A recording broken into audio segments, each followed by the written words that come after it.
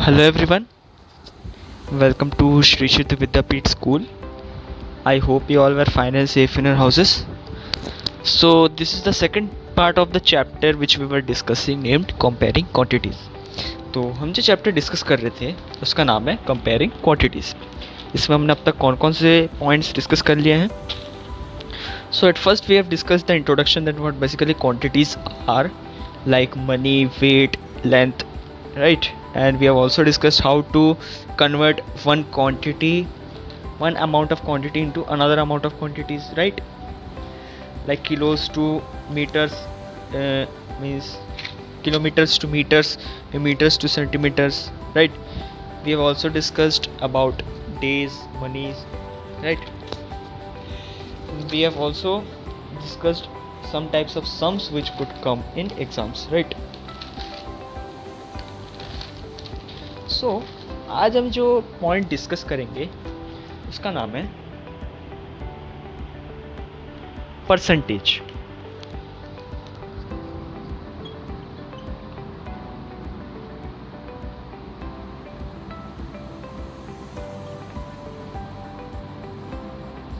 अब परसेंटेज का मतलब बेसिकली होता क्या है.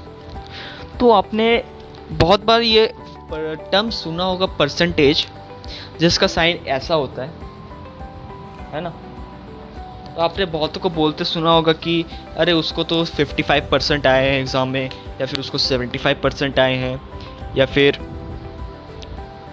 तो परसेंटेज का मतलब क्या होता है.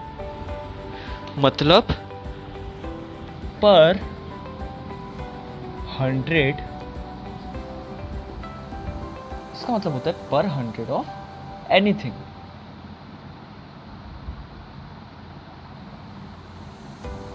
सपोज समझ लो कि हमारे पास 100 बॉल्स हैं एंड उसमें डिफरेंट टाइप्स के, मान लो डिफरेंट टाइप्स के डिफरेंट कलर्स के बॉल्स हैं, राइट. अब इसमें रेड बॉल्स होने के कितने परसेंटेज हैं या फिर ग्रीन बॉल होने का कितना परसेंटेज है. तो इसका मतलब हम क्या कहना चाह रहे हैं कि सपोज करो 200 बॉल्स हैं,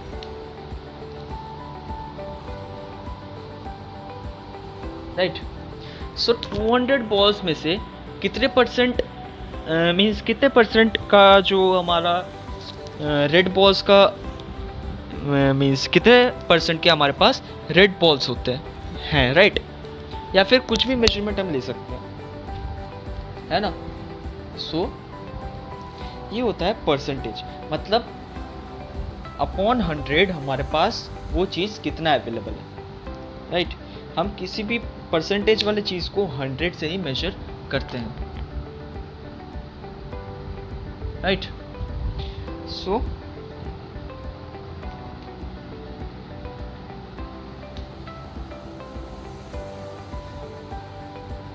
सपोज करो हमारे पास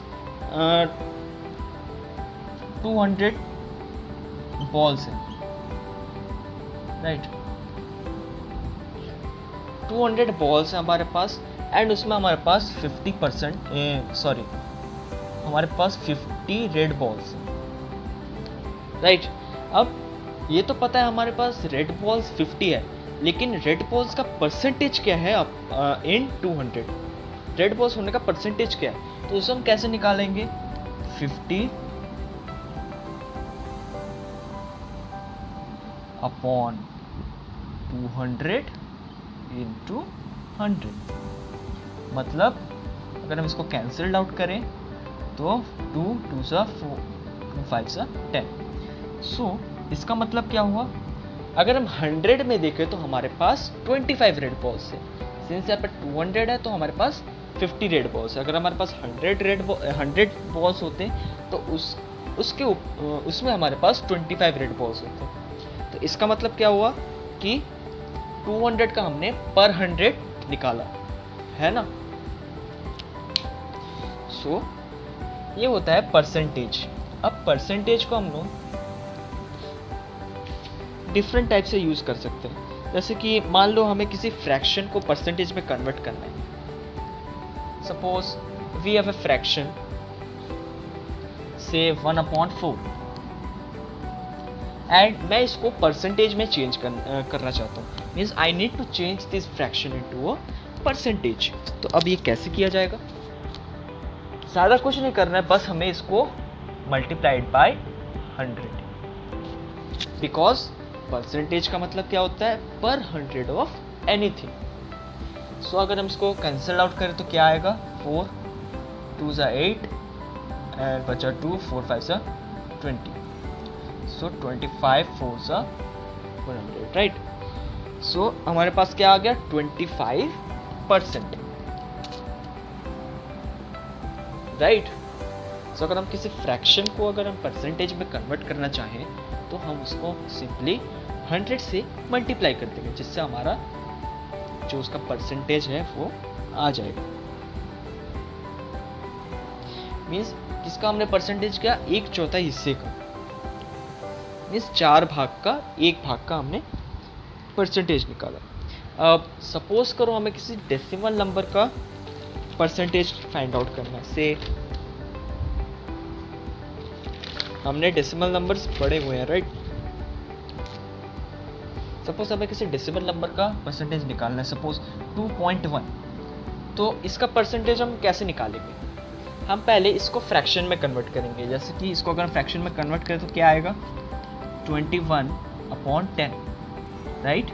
लेकिन अगर हम पॉइंट को इसको हटा दे तो नीचे 10 आ जाएगा, है ना।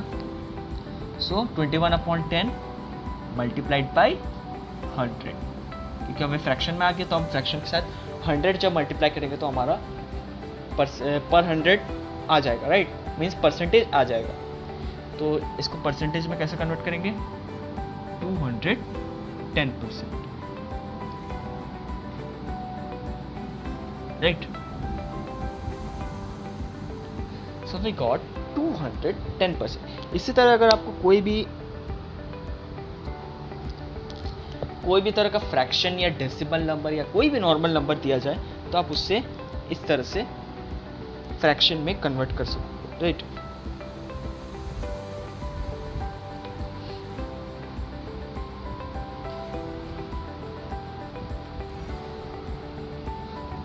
नाउ अब तो हमने देख लिया कि हम फ्रैक्शन और डेसिमल नंबर्स को फ्रैक्शन परसेंटेज में कैसे शो करते हैं, राइट। लेकिन अगर हमें परसेंटेज दिया जाए एंड उसे हमें फ्रैक्शन या डेसिमल में दिखाना है तो वो हम कैसे दिखाएंगे? सो एक एग्जांपल उसका भी देख लेते हैं। Percentage to fraction. सपोज हमारे पास कोई भी सपोज चीज़ का फ्रैक्शन है, सपोज 12%। अब इसको हमें फ्रैक्शन में कन्वर्ट करना है, right. So 12% means out of 100 we have 12, है ना। मतलब परसेंटेज का मतलब क्या होता है? विच मीन्स पर 100 ऑफ एनीथिंग। 12% मतलब आउट ऑफ 100 वी हैव 12। सो इसको अब हम फ्रैक्शन में हमने कन्वर्ट कर लिया है। अब आप इसको अगर कट करेंगे तो 2 6 ज़ा 12, 2 6 ज़ा 12, 2 2 ज़ा 2, 5 ज़ा 10, राइट, एंड 2 3 ज़ा 6, 25। सो इसको अगर हमने ऐसे सिंप्लीफाई किया तो हमारे पास 3/25 आ गया, राइट। और अगर इसको हम 25/3 करेंगे तो हम इसको डेसिमल में भी कन्वर्ट कर सकते हैं, है ना। सो इसको हम डेसिमल में कन्वर्ट करते हैं तो 0.0, राइट। सो 25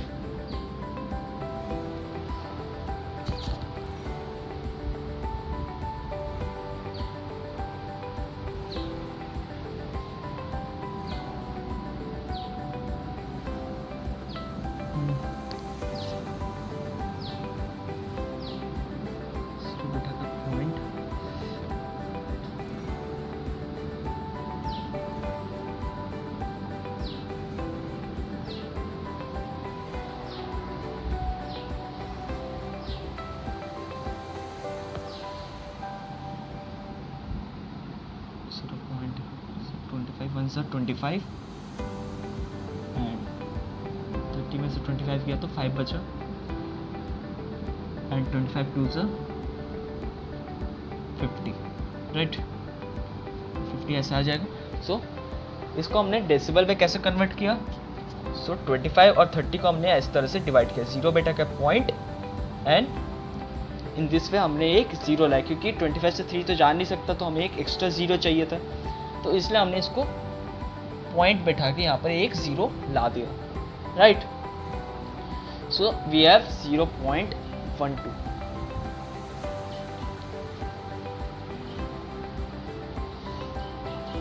राइट। सो इस तरह से हमने इसको डेसिमल में भी कन्वर्ट कर दिया 0.12।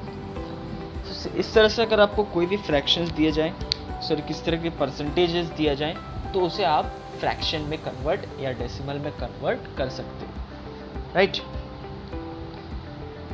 So now let's see the next topic.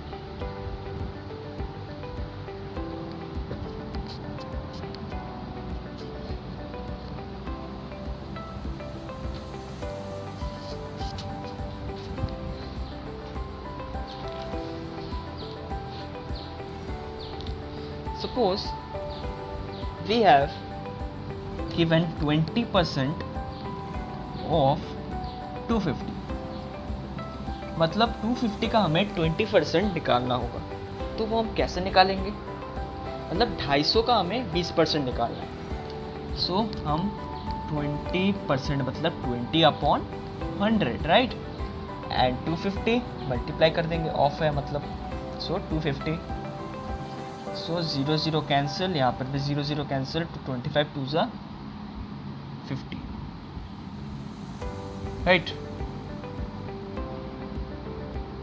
सो 250 का 20% क्या हो जाएगा? 50 राइट। So 20% of 250 is 50। इसी तरह से आपको किसी भी चीज़ का, किसी भी मेजरमेंट का आपको अगर ऐसे दिया जाएगा मीन्स मीन्स इस तरह से अगर स्टेटमेंट्स आपको दिए जाएंगे तो आप इस तरह से सॉल्व करना राइट। मीन्स अगर 20% ऑफ 300 रहता तो इसकी जगह हमारा 300 होता राइट। एक और एग्जांपल लेते हैं।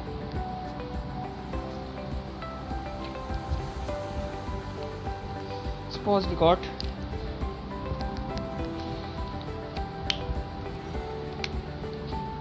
15% of 25। अब 25 का हमें 15% चाहिए, सो कैसे आएगा? सो 15/100 into 25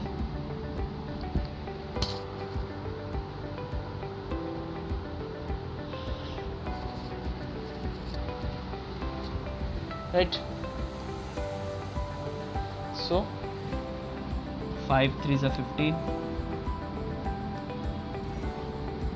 5 2 is 100, 5 4 is 20, 5 5 is 25।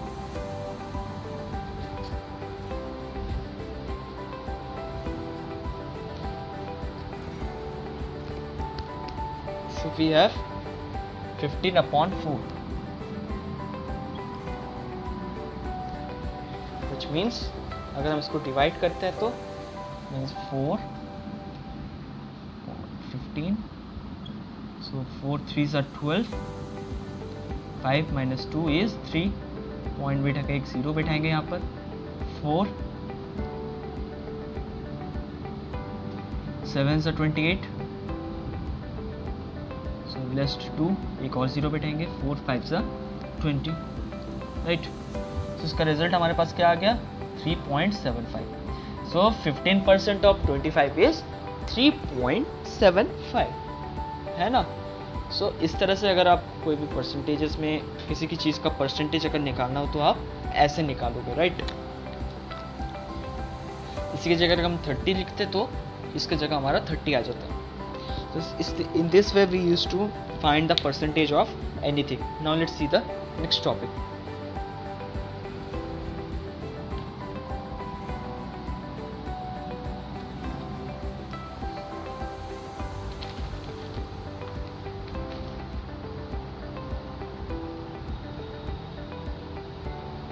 Now our next topic is again on percentage, but इसमें आपको एक चीज़ समझना ज़रूरी है।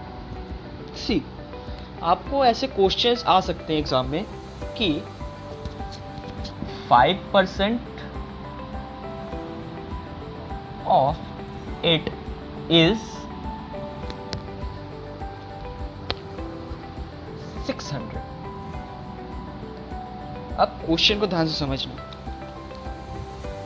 What I have written 5% of it, ये इट जो है वो हमें पता नहीं है कि क्या है, राइट? मीन्स सपोज करो कुछ भी एक x मान लेते इसको, तो 5% ऑफ x इज 600। तो अब हमें x फाइंड आउट करना है कि किसका परसेंटेज हमारा, मीन्स किसका 5% हमारा 600 है। तो क्या करेंगे हम, 5% मीन्स 5/100 इंटू x मान लिया था हमने उसको, इज इक्वल्स टू 600, राइट? क्योंकि यही तो हमारा स्टेटमेंट है ना कि 5% ऑफ इट इज 600। तो 5% मीन्स 5/100, 8 मतलब x, 600, राइट? तो अब हम इसको सॉल्व करेंगे, तो x एज यूजुअल रहेगा, एंड जब अब यहाँ पर इसको डिवाइड करेंगे तो ये रेसिप्रोकल हो जाएगा। तो 600 इंटू 100 डिवाइडेड बाई 5,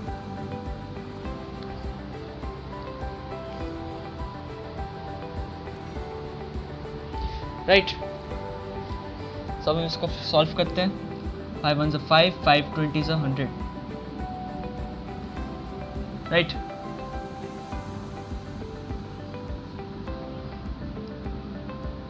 फाइव 2 10 मतलब 20 100, तो 600 इंटू 20, तो 6 इंटू 2 इज 12 और 3 zeros। So 5% of 12,000 is 600। मतलब हम जब 12,000 का 5% करेंगे तो हमारे पास 600 आएगा, राइट? अब एक बार करके देख लेते हैं इधर। मीन्स सपोज मैं 12,000 और इसका अगर हम 5% करना चाहें तो 5/100, तो 12 5 60, 600। सो इस तरह का अगर आपको सम्स आएंगे तो आप ऐसे सॉल्व करना, right?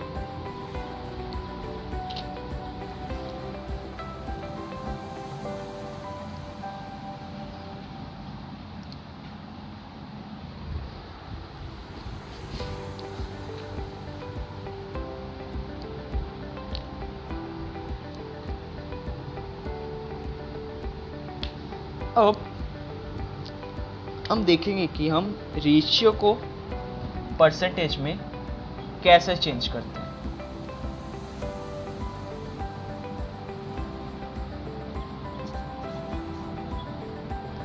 So we have to change ratio into percentage. So we have to take a ratio for it. So let's take it 3:1. So हमने एग्जांपल ले लिया एक रेशियो का which is 3:1. So अब हम इसको रेशियो में परसेंटेज में चेंज करेंगे। तो कैसे करेंगे हम? सी, हमने रेशियोज में पढ़ा है कि हम इसको 3 को कैसे लिख सकते हैं, 3/4, राइट? एंड 1 को कैसे लिख सकते हैं, 1/4, है ना? हमने ये रेशियोज में पढ़ा है।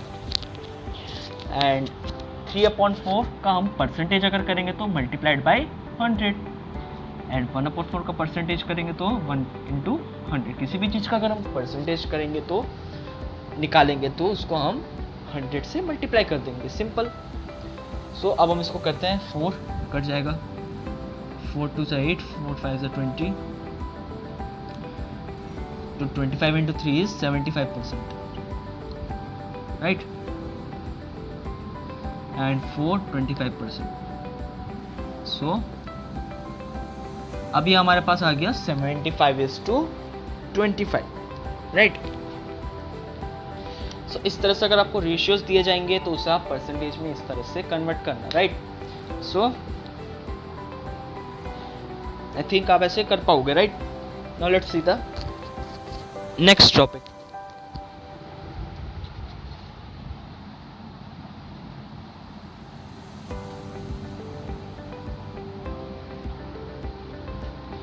So now our next topic is cost.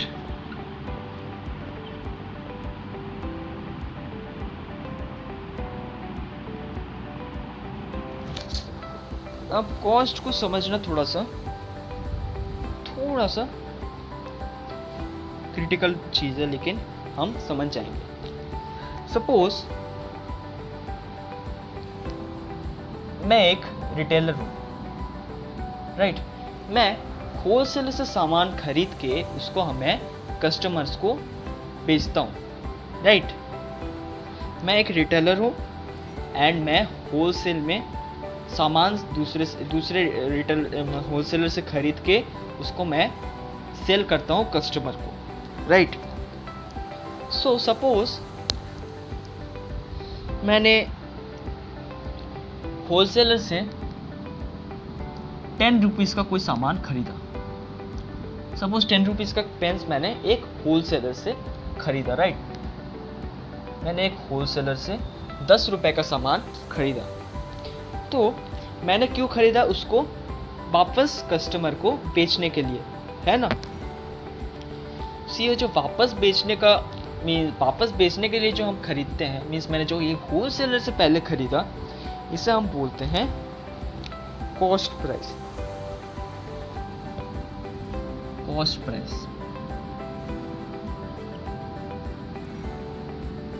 Cost price का मतलब क्या होता है? Purchase price. मतलब जिस प्राइस में हम इसको परचेस कर रहे हैं उस प्राइस को हम बोलते हैं कॉस्ट प्राइस। अब मान लो मैं उसी सामान को अब कस्टमर को बेच देता हूँ। सपोज ये इसको मैं बेच देता हूँ 15 रुपए में किसी कस्टमर को, राइट। सो ये जो 15 रुपए है ये मेरा हो जाएगा सेलिंग प्राइस,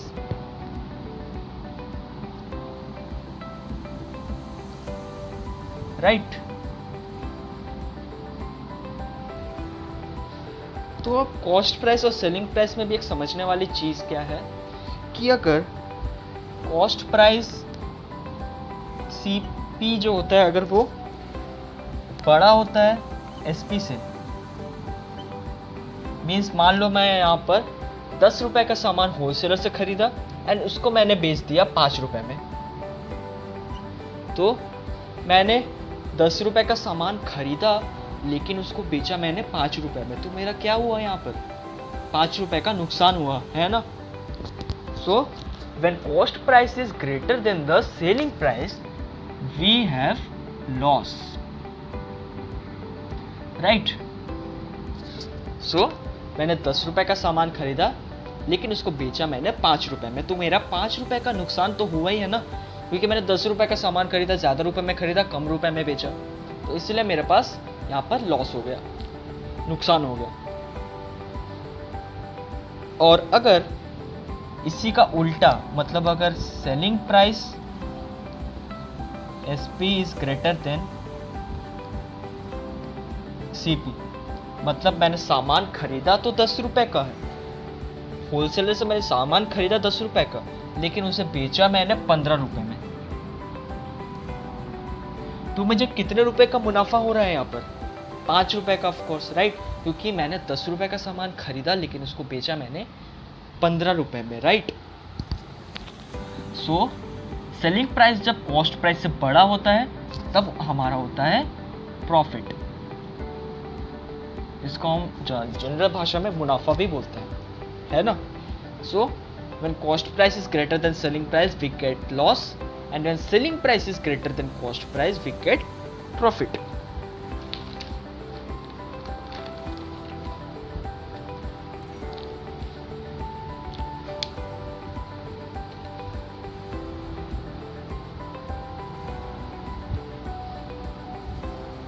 अब इसमें एक फॉर्मूला हमें हमेशा याद रखना है। जैसे मान लो हमारा लॉस हुआ, ओके, हम लॉस तो समझ गए कि अगर कॉस्ट प्राइस से सेलिंग प्राइस कम होता है तो, सॉरी, कॉस्ट प्राइस से अगर सेलिंग प्राइस कम होता है तो हमारा लॉस होता है, राइट। लेकिन वो जो लॉस होता है उसका कितना परसेंट हमारा लॉस होता है वो हमारा समझना ज़रूरी है।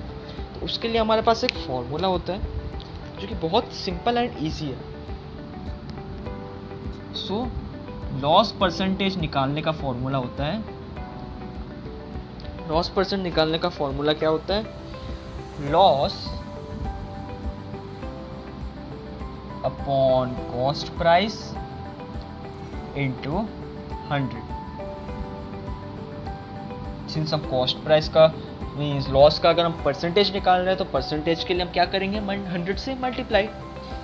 चलो अब हम इसी एग्जांपल को सॉल्व करते हैं। सपोज मैंने 10 रुपए का सामान खरीदा और मैंने बेचा कितने रुपए में, 5 रुपए में। तो मुझे कितने रुपए का नुकसान हुआ, 5 रुपए का, 5 रुपीज़ मेरा लॉस हो गया, राइट, क्योंकि मैंने 10 रुपए का सामान 5 रुपए में बेचा, है ना। सो 5% लॉस हुआ और मेरा कॉस्ट प्राइस क्या है, जिस दाम में मैंने पहले खरीदा था, राइट। सो मेरा 10 रुपये मेरा कॉस्ट प्राइस है।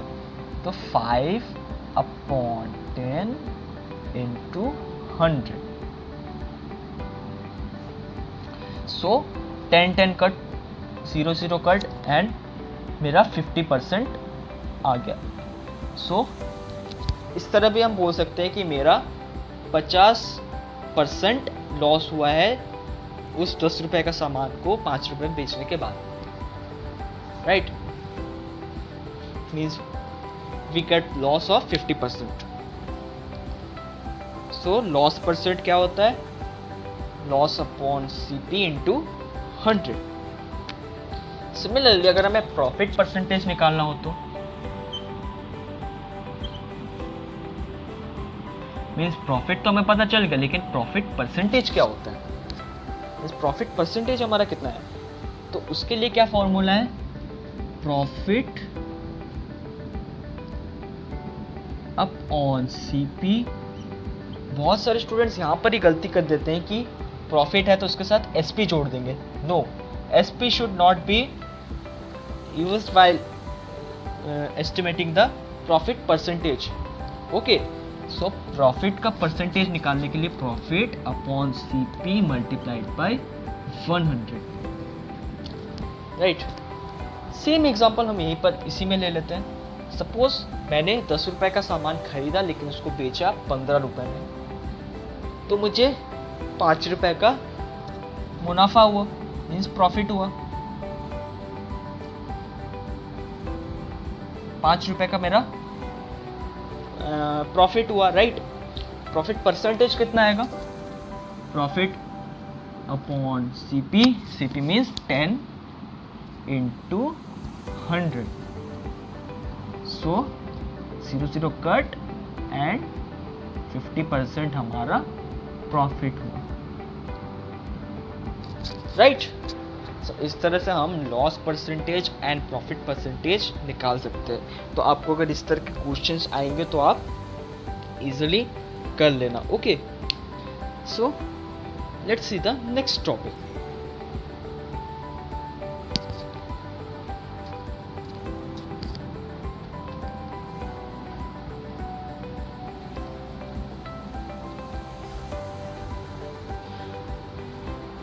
So now our next topic is on borrowing.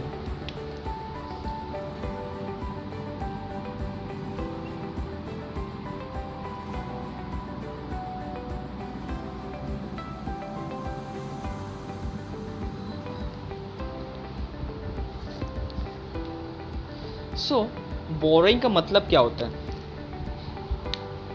Suppose मेरे को अर्जेंटली 20,000 रुपीज़ की ज़रूरत है,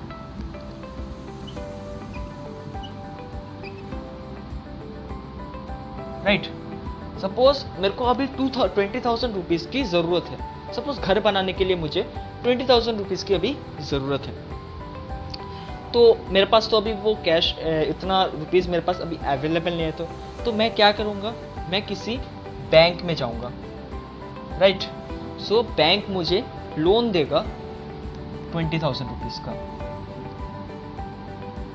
राइट। सो इस तरह से जो हम बैंक से लोन लेके जो हम अपना अमाउंट हम लेते हैं उसे हम बोलते हैं बोरोइंग। अब उसमें कुछ समझने वाली चीज़ें हैं, लेट्स डिस्कस दिस। फर्स्ट जो हमारा होता है principal. This is not the principal of the school. Okay.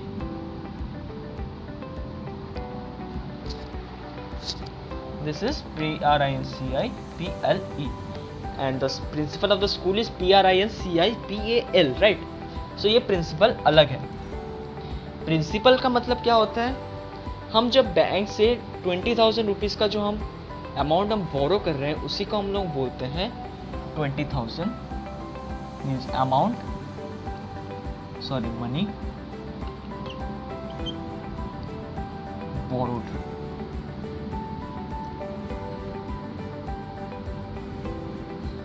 अब बैंक ने मुझसे वादा लिया कि मैं 1 साल या 2 साल बाद इस अमाउंट को रिटर्न कर दूंगा. ओके, मीन्स अब जब मेरा काम हो जाएगा इस 20,000 से, मैं फर्दर 1 साल 2 साल के बाद मैं इसको रिटर्न कर दूंगा. ओके, सो अब बैंक्स तो इसलिए नहीं खुलते हैं कि जो भी आ जाए उसको हम लोग लोन दे देंगे, राइट? सो वो कुछ एक्स्ट्रा अमाउंट लेते हैं. उस एक्स्ट्रा अमाउंट को हम लोग बोलते हैं इंटरेस्ट.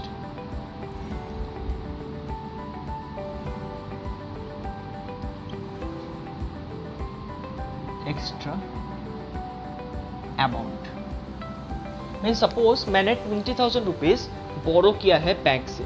अब जरूरी नहीं है कि बैंक मतलब 20,000 ही लेगा ना, क्योंकि तब बैंक को क्या फायदा हो रहा है, वो तो कोई भी आ जाएगा तो उसको हम फ्री में पैसा दे देंगे तो वो फिर मेरे को वापस लौटा देगा. तो उससे बैंक का क्या फायदा हो रहा है?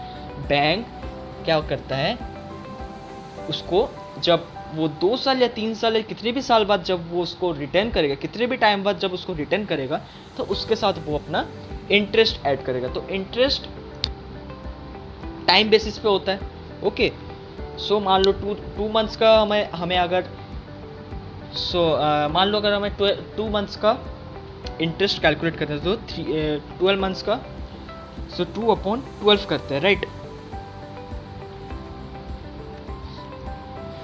मान लो इस अमाउंट में मुझे बोला गया कि 5,000 इंटरेस्ट देना है. सो हम ये जो 5,000 है ये हमारा इंटरेस्ट होता है, क्योंकि ये एक एक्स्ट्रा अमाउंट आता है जो कि बोरोड मनी के साथ हमें देना पड़ता है, राइट? नहीं तो बैंक को क्या फ़ायदा होगा कि वो अपना जो लोन का बिजनेस चला रहा है, क्योंकि लोन बिजनेस इसीलिए खोला जाता है ताकि हम वो इंटरेस्ट कमा सकें, राइट? ये होता है principal and we have interest. और एक होता है अमाउंट.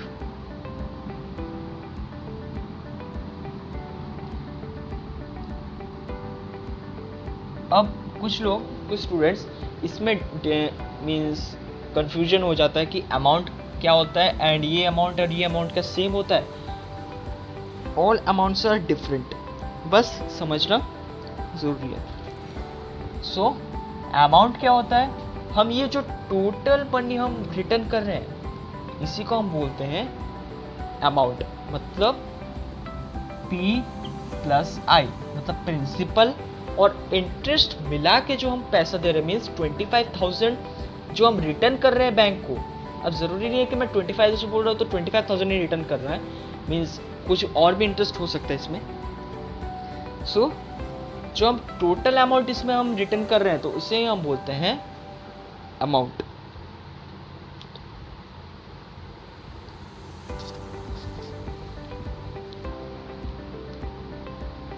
राइट? सो ये हो गया प्रिंसिपल, इंटरेस्ट और अमाउंट. अब इसमें एक फॉर्मूला हमें हमेशा याद रखना है जो कि इंटरेस्ट के ऊपर है. अब इंटरेस्ट बेसिकली हमारा परसेंटेज बेसिस में आता है, जैसे 12% इंटरेस्ट किसी मनी में देना है, या फिर 13% या फिर 20% या फिर 50%, ऐसे करके हमें इंटरेस्ट चार्ज करना होता है किसी प्रिंसिपल अमाउंट पे, मतलब जो अमाउंट हमने बोरो किया है. एंड इंटरेस्ट मैंने पहले भी बोला है कि टाइम बेसिस में होता है, राइट? सो वो फॉर्मूला क्या है, P × R × T divided by 100. Right? So we have P × R × T × 100, जिसका अंदर हमारे पास P होता है प्रिंसिपल, R क्या होता है, R होता है रेट ऑफ इंटरेस्ट।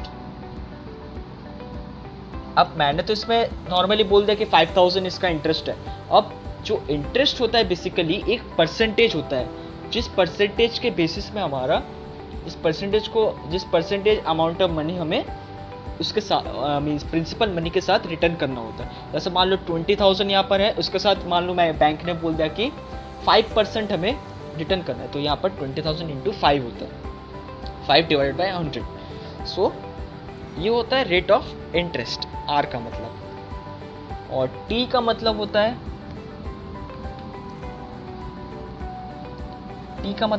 टाइम।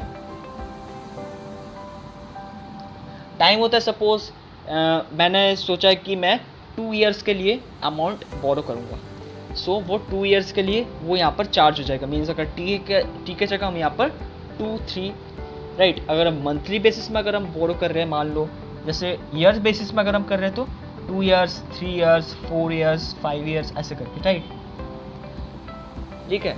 लेकिन अगर हम मंथली बेसिस में कर रहे हैं, मान लो मैं 3 मंथ्स के लिए अमाउंट बोरो कर रहा हूँ, तो हम कैसे लिखेंगे यहाँ पर 3/12। या फिर अगर हम 4 मंथ्स के लिए, अगर 4 मंथ्स के लिए अगर हम इसको बोरो कर रहे हैं तो 4/12, राइट। सो इस तरह से हम इंटरेस्ट कैलकुलेट करते हैं। अब आपको क्वेश्चंस इसी से रिवॉल्व होकर आते रहेंगे कि आपको प्रिंसिपल अमाउंट दिया है, इंटरेस्ट दिया है, टाइम दिया है, एंड आपको रेट ऑफ इंटरेस्ट निकालना पड़ेगा, राइट। इस तरह से आप क्वेश्चंस आ सकते हैं, तो आप इस तरह के क्वेश्चंस इजीली सॉल्व कर पाओगे।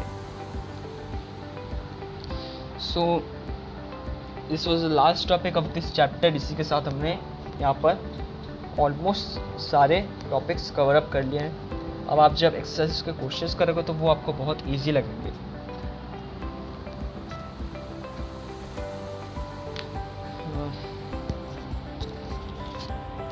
Now it's time for some homework. So in your book we have exercise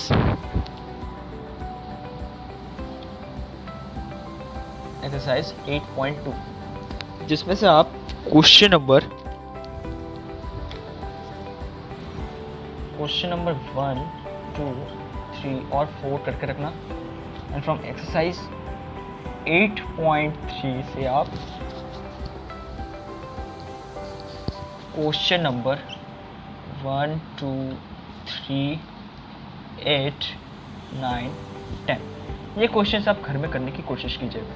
and if you got any doubt, any queries related to this chapter or any previous chapters, you may demand for it. आपकी demand में उसका solution आपको करवाया जाएगा। So that's all for today. I hope आपको ये video पसंद आया होगा। I will be back soon with the next chapter. Until then, take care and stay safe.